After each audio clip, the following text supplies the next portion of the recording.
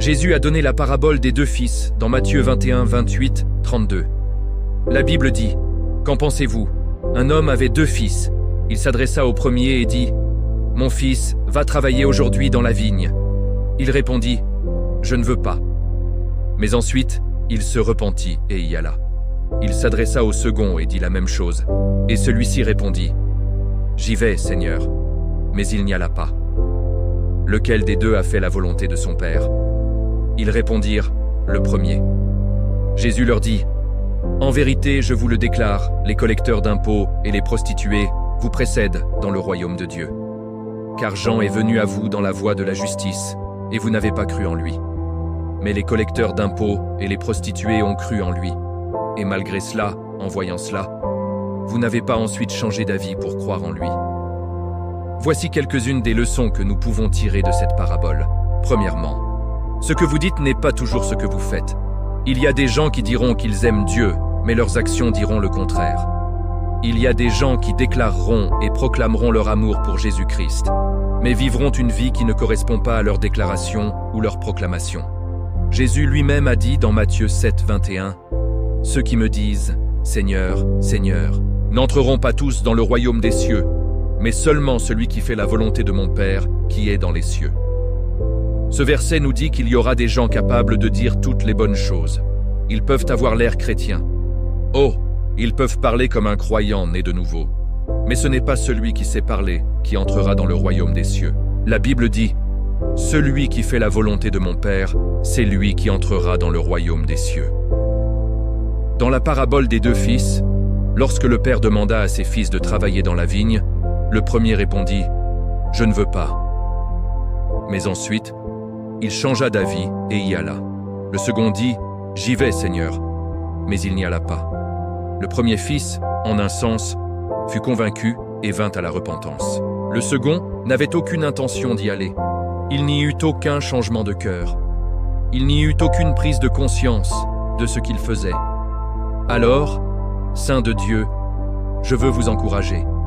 Si vous êtes dans le péché, laissez le Seigneur changer votre esprit. Écoutez la voix du Saint-Esprit et changez vos voies. Ne laissez pas votre cœur s'endurcir. Si vous aimez vraiment Jésus-Christ, cet amour doit être visible dans la manière dont vous vivez votre vie. Si vous êtes véritablement un croyant et un disciple, ce n'est pas ce que vous dites qui compte, mais ce que vous faites. Ne soyez pas seulement un auditeur de la parole, mais soyez aussi un praticien. Priez maintenant avec moi. Père, nous louons ton nom parce que tu es un Dieu patient et plein d'amour. Ta parole dit dans Matthieu 13 à 19, « Lorsque un homme entend la parole du royaume et ne la comprend pas, le malin vient et enlève ce qui a été semé dans son cœur. C'est ce qui a été semé le long du chemin. Seigneur, je prie que cela ne soit pas moi. Je reprends l'ennemi au nom de Jésus.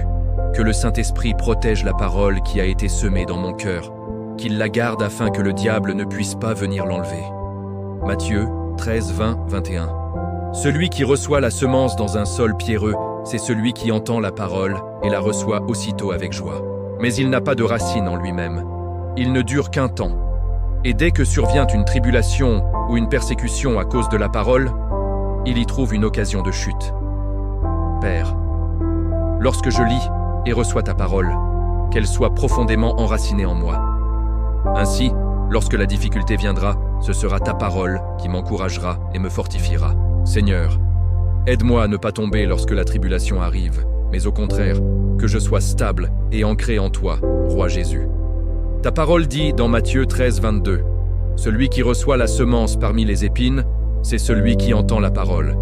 Mais les soucis du monde et la séduction des richesses étouffent la parole, et elle devient infructueuse. Roi Jésus, aide-moi, protège-moi, donne-moi la grâce d'être fort, afin que la parole dans mon cœur ne soit pas étouffée par les préoccupations de ce monde. Aide-moi, Seigneur, pour que je ne sois pas attiré par les plaisirs superficiels de ce monde. Seigneur, je prie pour être un croyant qui entend la parole et la comprend. Aide-moi à être un croyant qui porte du fruit parce que ta parole a été semée dans une bonne terre. Dieu, je prie pour que tu fasses de nous des personnes intègres. Puissions-nous être des hommes et des femmes qui ne se contentent pas de prononcer le nom de Jésus-Christ, mais qui sont trouvés en train de suivre Jésus-Christ et de pratiquer tes commandements et tes enseignements. Ta parole dans Jacques 1, 22, 25 dit « Mettez en pratique la parole et ne vous bornez pas à l'écouter, en vous trompant vous-même. Car si quelqu'un écoute la parole et ne la met pas en pratique, il ressemble à un homme qui regarde son visage dans un miroir et qui, après s'être regardé, s'en va et oublie aussitôt comment il était. Mais celui qui examine attentivement la loi parfaite, la loi de la liberté, et qui y demeure, n'étant pas un auditeur oublieux mais un homme qui met en pratique, sera heureux dans son action. Seigneur, je prie pour être un croyant qui fait plus que déclarer sa foi. Saint-Esprit, aide-moi à la mettre en pratique. Aide-moi, Seigneur Jésus, à vivre selon ta parole. Je veux vivre une vie gouvernée par ta parole. Romains 2, 13 dit « Ce ne sont pas ceux qui écoutent la loi qui sont justes devant Dieu, mais ceux qui mettent la loi en pratique seront justifiés.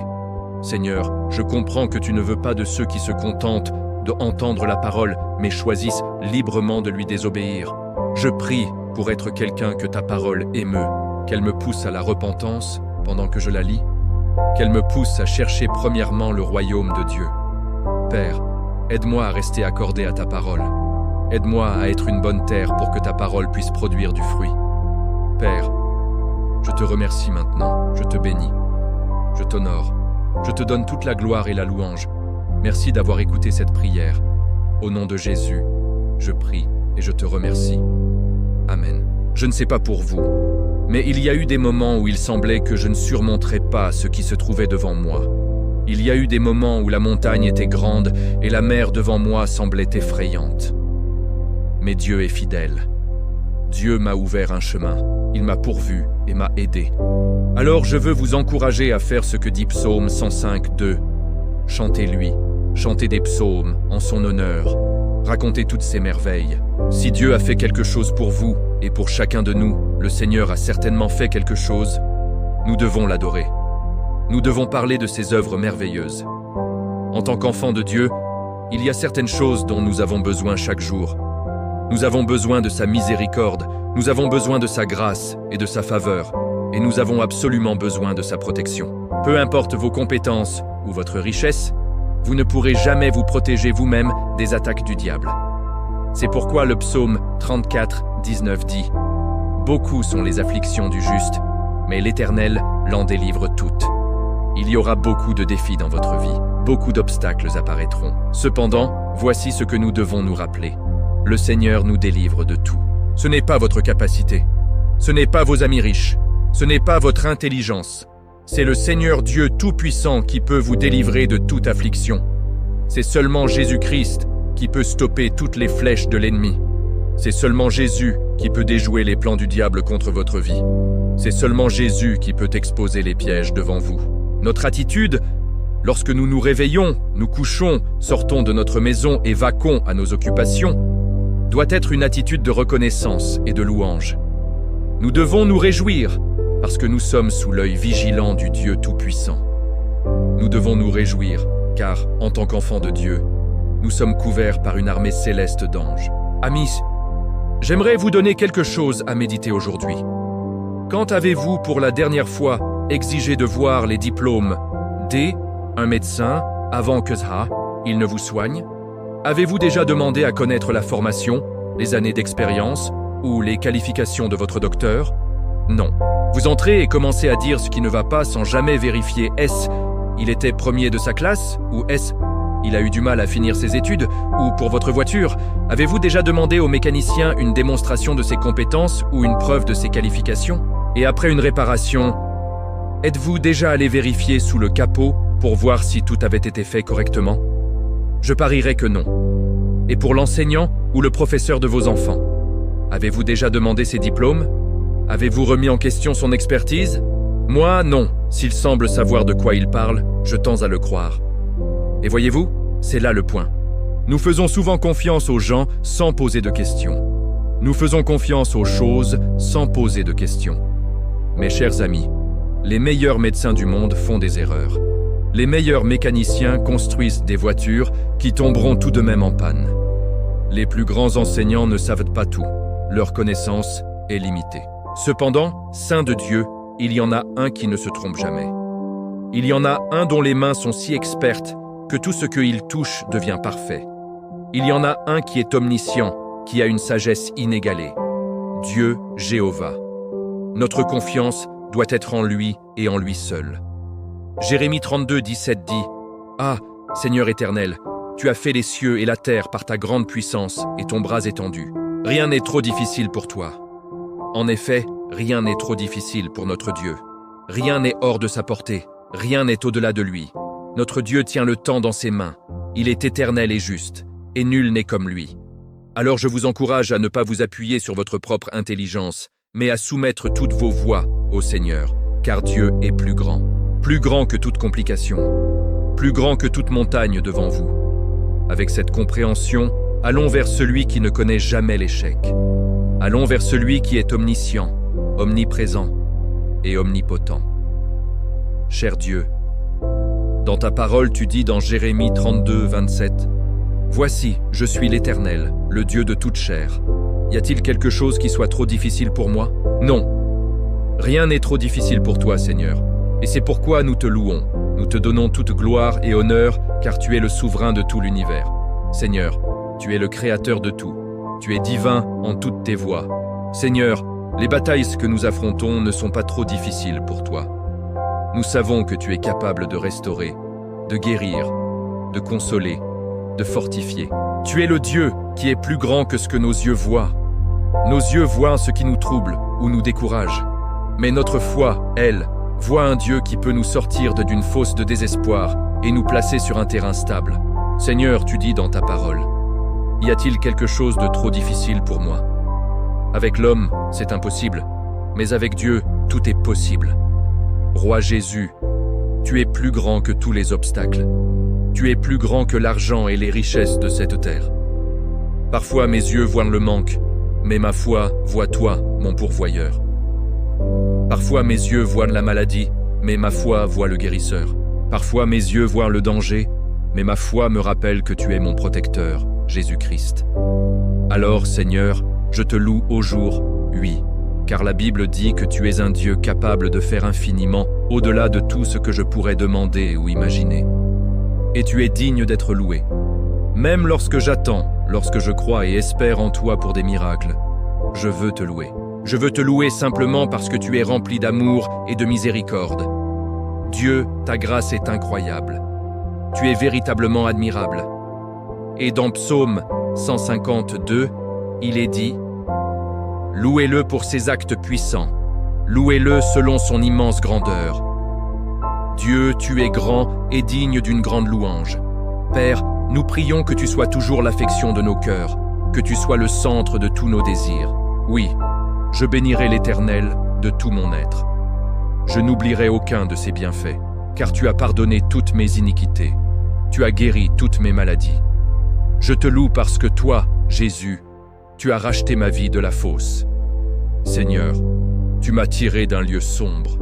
Tu m'as élevé et couronné de ton amour et de ta miséricorde. Quand rien d'autre ne pouvait m'aider, ton amour m'a relevé. Dieu, tu es digne de toute notre reconnaissance. Tu es digne de toute notre adoration, car tu nous as fait un peuple choisi, un sacerdoce royal, une nation sainte, un peuple acquis. Merci de nous avoir appelés des ténèbres à ta merveilleuse lumière. Père, je suis fortifié par ta paix, je suis renouvelé par ta joie. Et plus que tout, je me tiens dans la foi et dans l'attente d'un puissant mouvement de ta main dans ma vie. Dieu, merci d'avoir écouté cette prière. Au nom de Jésus, Amen. Galates 6, 9 dit « Ne nous lassons pas de faire le bien, car nous moissonnerons au moment convenable si nous ne relâchons pas. » Lorsque Paul a écrit cela, l'église de Galatie subissait une grande pression. Ils étaient persécutés pour suivre Jésus.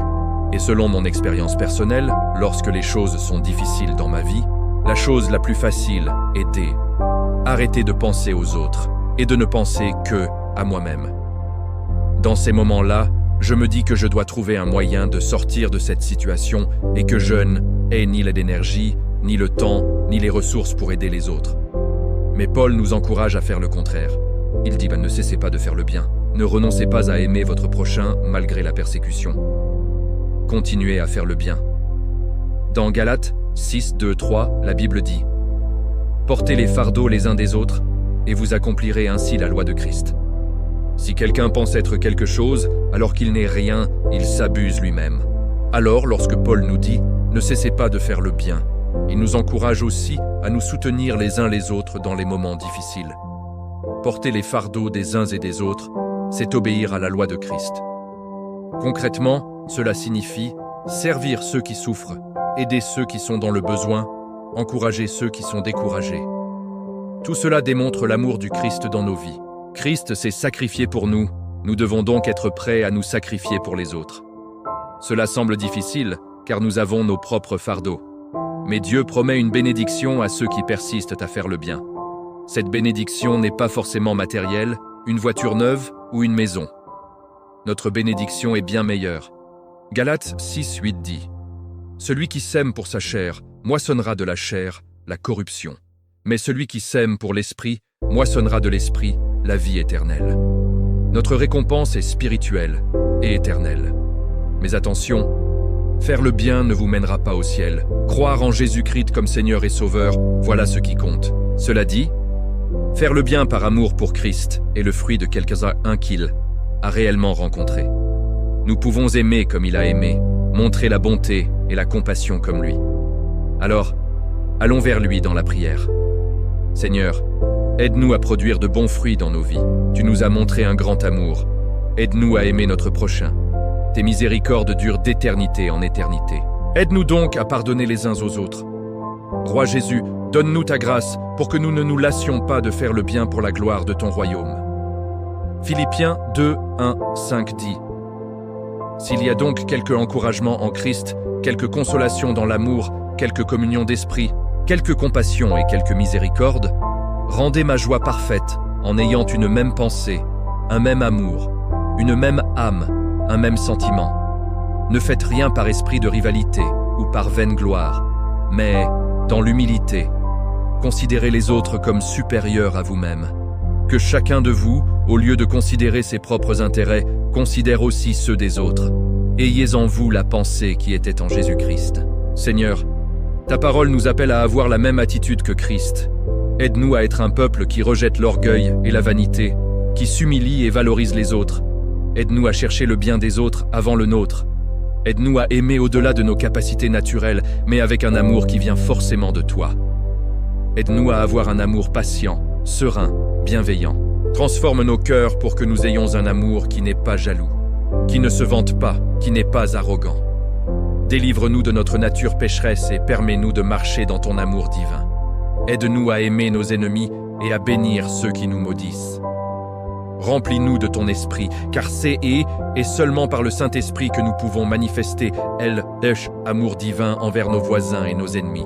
Et pour notre relation personnelle avec toi, Seigneur, ta parole dit dans Jean 14, 15 « Si vous m'aimez, gardez mes commandements. Aide-nous à les garder. Allume un feu dans nos cœurs, Seigneur. Que ta parole règne dans nos cœurs. Que ta volonté soit faite en nous. Nous te remercions car tu es bon, patient, aimant. Merci d'avoir écouté cette prière. Au nom de Jésus, Amen.